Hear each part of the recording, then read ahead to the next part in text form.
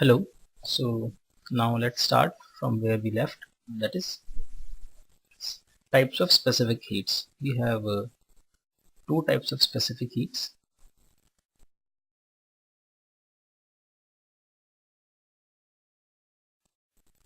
The first one is a specific heat at constant volume.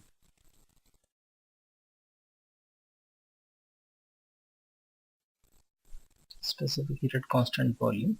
It is denoted by CV.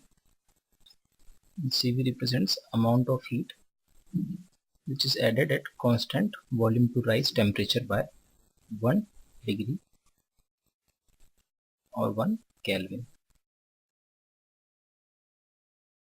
Amount required to heat or raise temperature, or we can say, or to decrease temperature by 1 unit for unit mass at constant volume. Means the volume of substance is not changed, it's kept fixed. The next type is specific heat at constant pressure.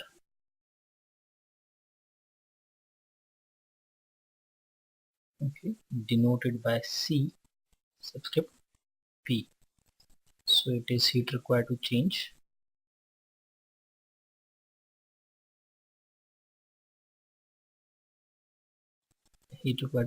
temperature by 1 unit. Change means both, it could be increased or decreased 1 unit for unit mass at constant pressure. Means the pressure of this over the substance is not changed. So let's see how it's done. Suppose we have a container in which a certain amount of gas is filled, okay, and it is having a lid over it. This is movable, and in a similar beaker we have similar type and similar amount of gas, and it is covered with a lid which is fixed. Now when heat is added to these two containers, let's say we put this on a burner, heat is being added to them from a burner.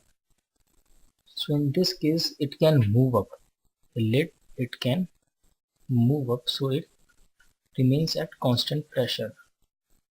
Pressure in vessel not changes, it remains fixed. And in this case, that as lid is fixed, it cannot move, so volume does not changes. Now the amount of heat required to raise temperature by 1 unit in this case will be known as CP, specific heat at constant pressure, and in this case it will be known as CV, specific heat at constant volume. Let's see in this case what happened, that when gas is heated it expands, and this becomes new position of the lid. So in this case, in case when we are heating at constant pressure, in this case there is work done in moving the lid. Work is done in moving the lid. So we can say that Cp, that is amount of heat, is greater than amount of heat at constant volume. Cp is greater than Cv, because in case of Cp there is also a work included. And if we talk about the units of Cp and Cv, what will be the units? Units will be same as joule per kg and say per Kelvin. If we expressed it in joules, then we can say molar specific heat. Okay, in molar specific heat will be as joule per mole per Kelvin. Okay, so this was about specific heats at constant pressure and constant volume. Now let's talk about the change in states. We all know that there are three stages, that is solid, liquid and gas. There are three states in which a matter can exist. So what happens when a substance changes its states? Let's say when a solid changes to liquid, we call it as melting. When a liquid changes to gas, we call it boiling or vaporizing. And when a liquid changes to solid, we call it as solidification or fusion or freezing. So it represents change of states. So now let's see what happens when a substance changes its states. What is important in this change in state process is that whenever there is when a substance changes its states,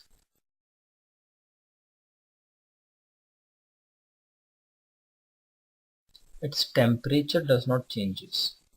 That is, its temperature remains constant. Temperature remains constant. So we can say that if we have in a beaker, we have some ice cubes. Okay, in this beaker we have some ice cubes at 0 degrees Celsius. This ice will melt down and get changed to water. This ice will get melt down and will change to water at 0 degrees Celsius. So from solid to liquid, the temperature does not change. This means there is only a change in state and there is no change in temperature of the substance which is going in a state change. So here what we have seen that ice melted into water. So the solid and liquid substance both they exist in thermal equilibrium during the change. Thermal equilibrium means there is no change in temperature. So let us define some points. Like in this example we have seen that ice has melted. So what is melting point? Okay, what is melting point? Melting point, it is the temperature at which solid and liquid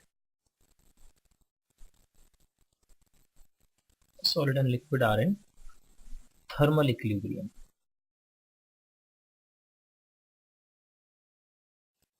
And this temperature is called as melting point. Now let us see an example of change in temperature with time.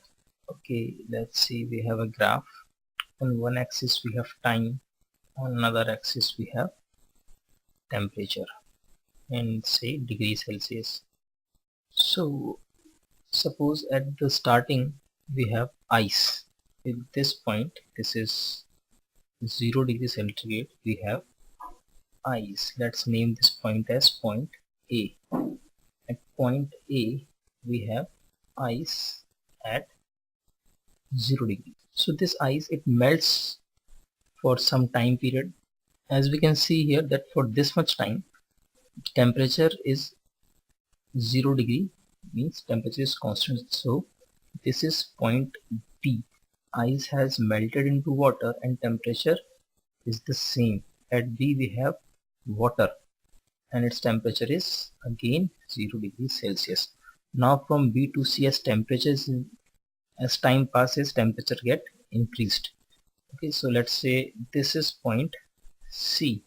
So at point C, what we have water at 100 degrees Celsius.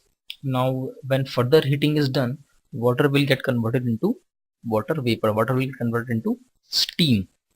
So now again at point C, a change of state is involved.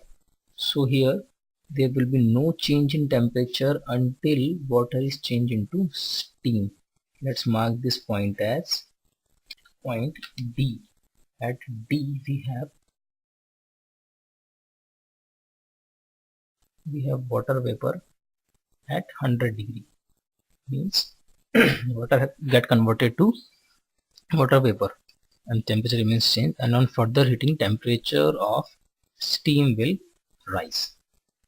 Okay, so here we can easily see that at point A there is no change in temperature.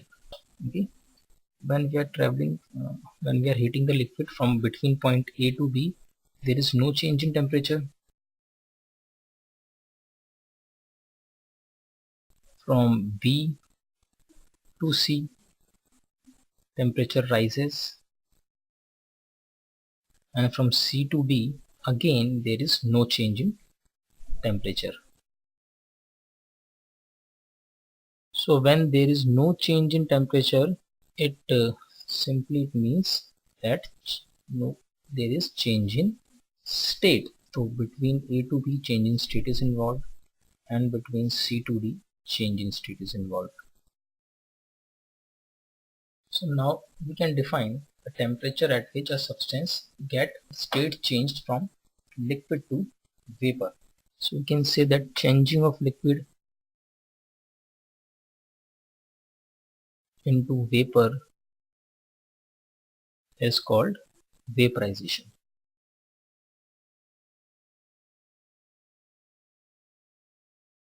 And what is will be the boiling point?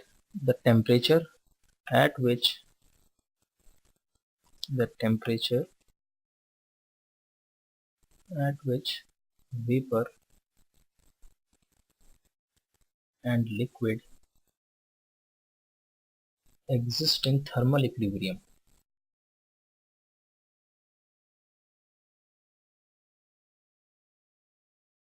is called as boiling point. Okay, it's called as boiling point. So at this temperature, at boiling point, a liquid get converted into vapor. Let us see what's the effect of pressure on boiling point. We all know that cooking is difficult in hilly areas. It is because there the atmospheric pressure is low, and we use pressure cooker because it increases the pressure. So boiling point, it increases with pressure, means if we increase the pressure, boiling point will get increased. Okay, because boiling point increases with pressure, so pressure cooker cooks food faster. It cooks food faster because as now water require more heat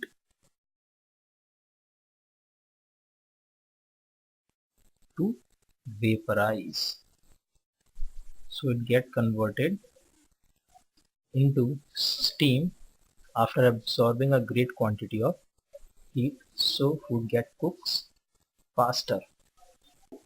There is one phenomena which is known as sublimation, which is quite different from boiling and freezing and melting.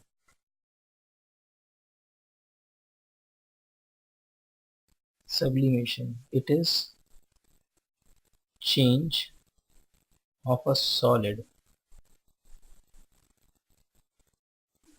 directly into gas without changing into liquid.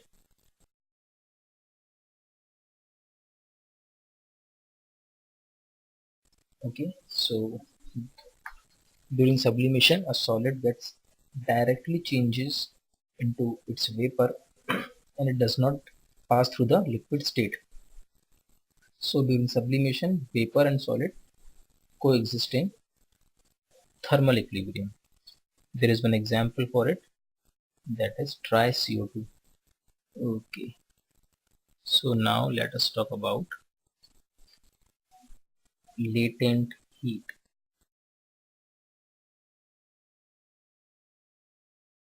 latent heat.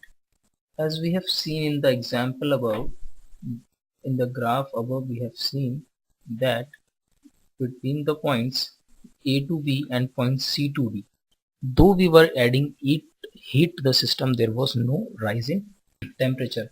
So between the points A to B and point C to D, there was phase change. There was changing state between points A to B and C to D.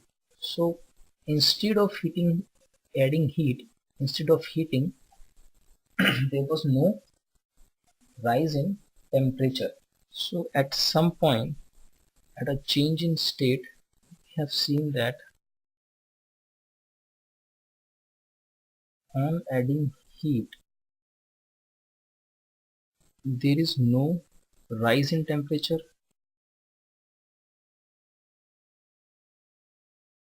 So this heat which does not rise the temperature but only changes the state. So we can say heat which does not rise temperature but only changes state of system, changes state of system or say substance. So this heat is called latent heat. This heat is latent heat. Let's discuss about latent heat in detail. As we have seen that latent heat changes state, changes state only, not temperature. So whenever there is a change in state,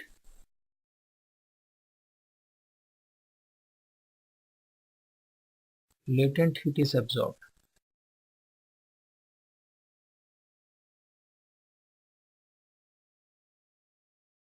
Okay, so change in state could be boiling, it could be melting, it could be freezing. So latent heat for a solid liquid state change,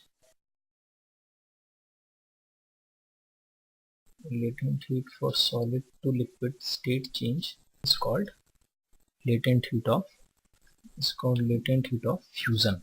Okay, similarly for liquid vapor state change,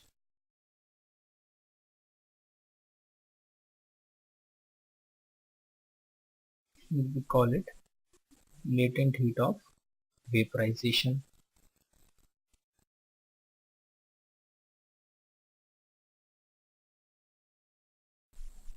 Latent heat of vaporization. So value, let's have